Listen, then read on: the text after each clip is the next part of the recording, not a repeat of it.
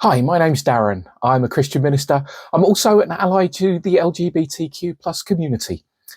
And I hear what you're saying, but how can you be? Especially in light of Romans 1. Romans 1, a lot of people cannot get past. A lot of people look at that and go, no, this definitively condemns homosexuality. There is absolutely no way that we can get past this passage. And I understand anyone who says that. It probably is the most difficult for most people. But I want to explain why I don't think this particular passage has anything to do with condemning homosexuality. And there are a couple of reasons, and we actually need to look at the context into which the letter was written, first of all. The Emperor Claudius, after some rioting in Rome, amongst the Jewish diaspora in the city that was attributed to arguments over somebody called Chrestus, which is believed could well be arguments over Jesus Christ himself, actually expelled all Jews from Rome, including Jewish Christians.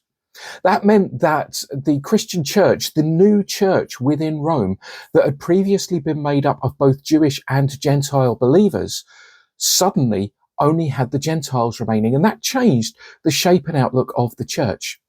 Upon Claudius's death, the Jewish people were allowed to come back into Rome, and that again caused a change in how the church in Rome looked. And it caused conflict between the Gentile believers and the Jewish believers. And it was into that and to address that particular conflict and to try and find unity that Paul wrote this letter. We always need to remember, especially with the letters of Paul, they were not written to us. They were written to specific people at a specific time. Now, that doesn't mean that these letters don't speak to us. They absolutely do. They contain truths. We need to read them and read them carefully.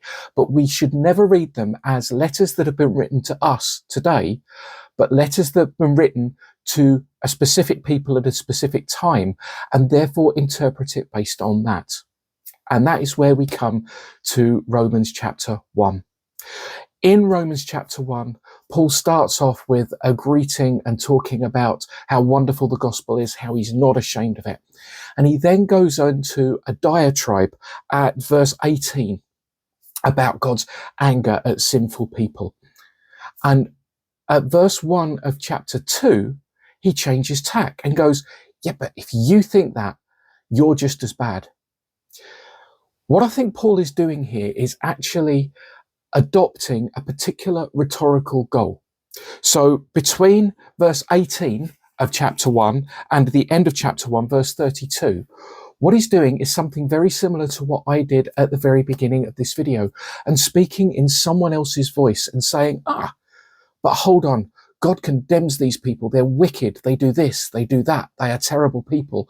And Paul's saying, well, you may well say that, but you are just as bad. Paul is not speaking in his own voice in that, and we should not take it as that. And we know this because the actual style of the Greek and the rhetoric that Paul uses in the original text is very different to how he normally speaks. It's as if he's writing in somebody else's voice. Of course, what that doesn't do is mean that he doesn't actually believe what is being said in that particular passage. But we need to remember that what he is doing here is not trying to make a point about what is said in those last verses of chapter 1, but he is trying to shine a light on the Jewish believers who have returned at the start of chapter 2. The other thing that we need to bear in mind is something that I mentioned in the video about Sodom and Gomorrah, and that is how sex was viewed in the ancient world, and it was still the case in ancient Rome. Sex was very much transactional, and it was very much based on power structures and hierarchies.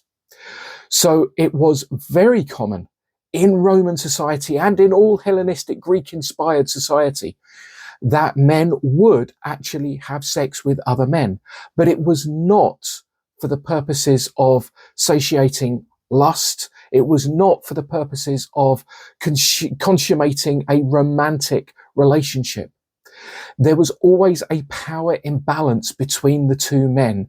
The man who was taking the insertive role would be the more powerful of the men.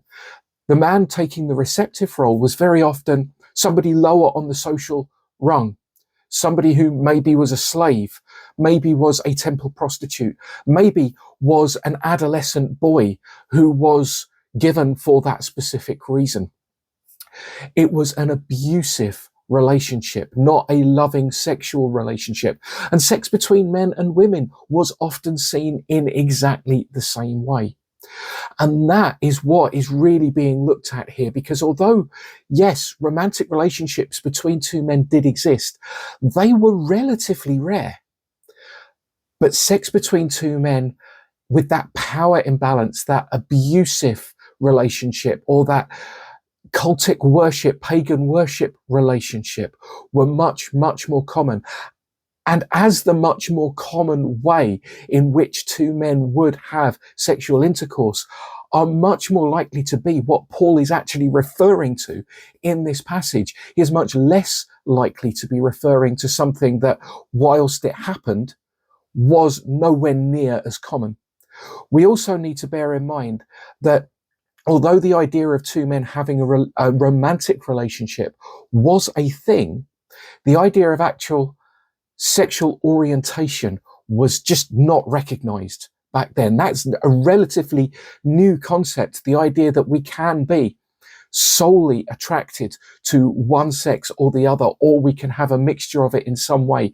That just was not recognized back in those days. They did not see things in the way of sexual orientation. So what was going on was a power imbalance, abuse, and an excess of these things.